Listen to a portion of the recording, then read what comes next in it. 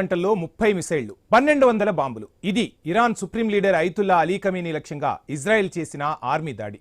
ఒక విధంగా ఇరాన్పై భీకరంగా విడుచుకుపడింది ఇజ్రాయెల్. టెహరాన్లో ఖమీనీ స్థావరం తెలిసాక తప్పించుకోకుండా అదే పనిగా బాంబుల వర్షాన్ని కురిపించింది.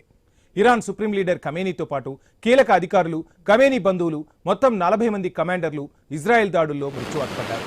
క్షిపణి దాడి సమయంలో ఉన్నత స్థాయి సమావేశాన్ని నిర్వహిస్తున్నారు ఖమేనీ. అటు ఖమేనీ మరణంతో మరింత రగిలిపోతోంది ఇరాన్. గల్ఫ్లోని అమెరికా రక్షణ స్థావరాలపై మెరుపు దాడులు చేస్తోంది. ఓ విధంగా చెప్పాలంటే దుబాయ్ను సర్వనాశనం చేస్తోంది ఇరాన్. దుబాయ్ ఇంటర్నేషనల్ ఎయిర్పోర్ట్పై చేసిన దాడిలో 4 గాయపడ్డారు. దుబాయ్ ఇంటర్నేషనల్ ఎయిర్పోర్ట్ నిర్మాణానికి 40 ఏళ్లు పడితే 24 గంటల్లోనే ధ్వంసం చేసింది ఇరాన్. ఇక దుబాయ్లోని సిఐఏ హెడ్ ఆఫీస్పై డ్రోన్లతో ఇరాన్ విరుచుకుపడుతోంది. ప్రఖ్యాత బుర్జ్ ఖలీఫా టవర్ సమీపంలోనూ క్షిపణి దాడికి వెనకాడలేదు.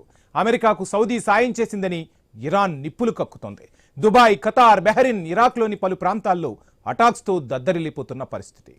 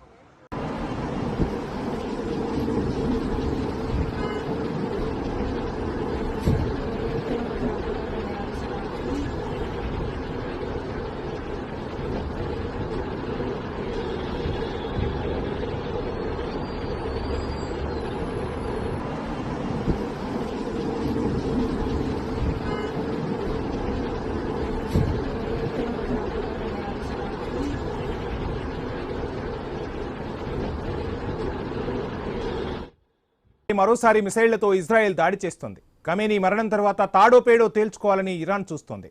ఈ క్రమంలో ఇరాన్కు అమెరికా అధ్యక్షుడు ట్రంప్ తీవ్ర హెచ్చరికలు చేశారు. దాడులు ఆపకపోతే ఇరాన్ను సర్వనాశనం చేస్తామని ట్రంప్ తనదైన స్టైల్లో వార్నింగ్ ఇచ్చారు. ఇక గల్ఫ్ ప్రాంతం మొత్తం బాంబుల మోత మోగుతోంది. జనం బిక్కుబిక్కుమంటూ కాలం వెల్లదీస్తున్నారు.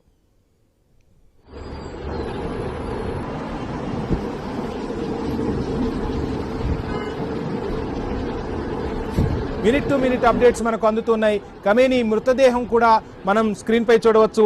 ఇక ఏ విధంగా దుబాయ్ సర్వనాశనం అవుతుంది అనేది మనం చూడొచ్చు. మొత్తంగా ఇజ్రాయెల్ పైన అటు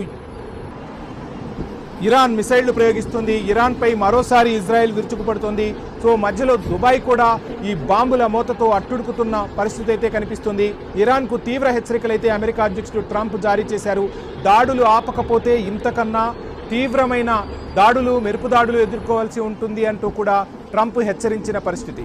మొత్తంగా ఖమేనీ మరణం తర్వాత ఇరాన్లో విషాద ఛాయలు అలుముకున్నాయి. ఓవైపు బాంబుల మోత మోగుతుంది. ఇజ్రాయెల్ మెరుపు దాడులు చేస్తుంది ఇరాన్పై. ఇరాన్ ఉక్కిరిబిక్కిరవుతున్న పరిస్థితి అయితే ప్రస్తుతం స్పష్టంగా కనిపిస్తోంది.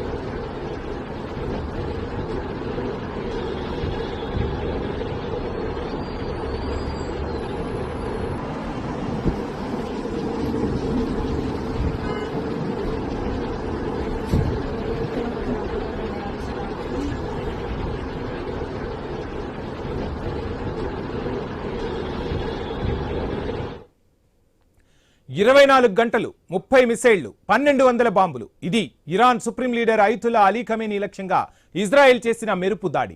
ఒక విధంగా ఇరాన్పై భీకరంగా విరుచుకుపడింది Israel.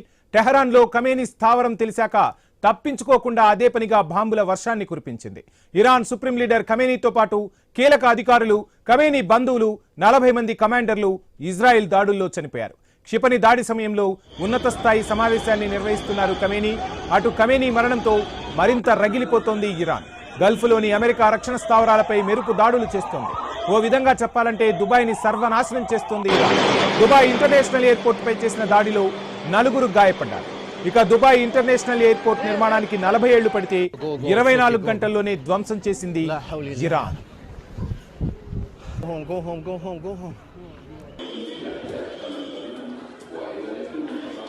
Go. It's okay. Go. La. У нас тут просто в небе какой-то этот, что-то сгорело, смотри.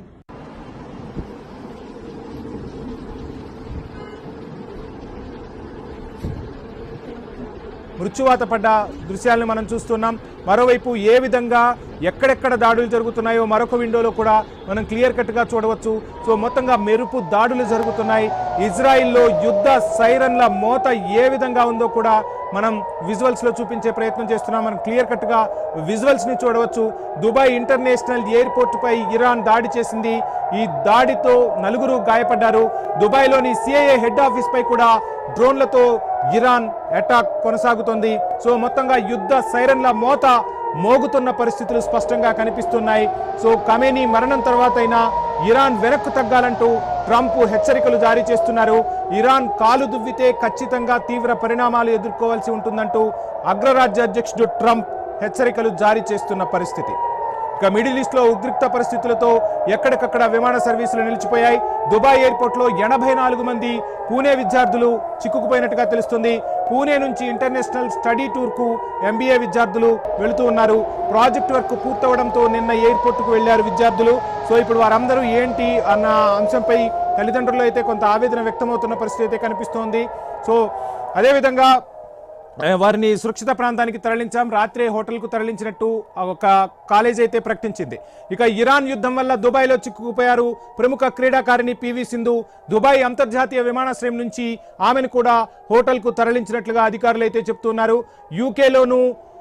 యూకేలో జరుగుతున్న ఆల్ ఇంగ్లాండ్ ఓపెన్ 2026కు వెళ్తుండగా విమాన సర్వీసులు నిలిచిపోవడంతో ఈ యుద్ధ పరిణామాలు చోటు చేసుకోవడంతో ఒక్కసారిగా PV సింధు అక్కడ చిక్కుకోపోవాల్సి వచ్చింది. ప్రస్తుతం తాను సురక్షితంగా ఉన్నానంటూ ఇన్స్టాలో అయితే PV సింధు పోస్ట్ చేశారు. సో మొత్తంగా యుద్ధ మేఘాలైతే కమ్ముకున్నాయి. ఏ క్షణం ఏం జరుగుతుందా అని చెప్పి ప్రపంచమంతా కూడా చూస్తున్న పరిస్థితి. ఇజ్రాయెల్లో అయితే యుద్ధ సైరన్ల మోత మోగుతుంది. సో ఆ విజువల్స్ ని మనం iNews స్క్రీన్ పై క్లియర్ కట్ గా చూడవచ్చు. మరోవైపు దుబాయ్ సర్వనాశనం అవుతుంది. దుబాయ్ సర్వనాశనం చేసే వరకు వదిలిపెట్టే ప్రసక్తే లేదంటుంది ఇరాన్.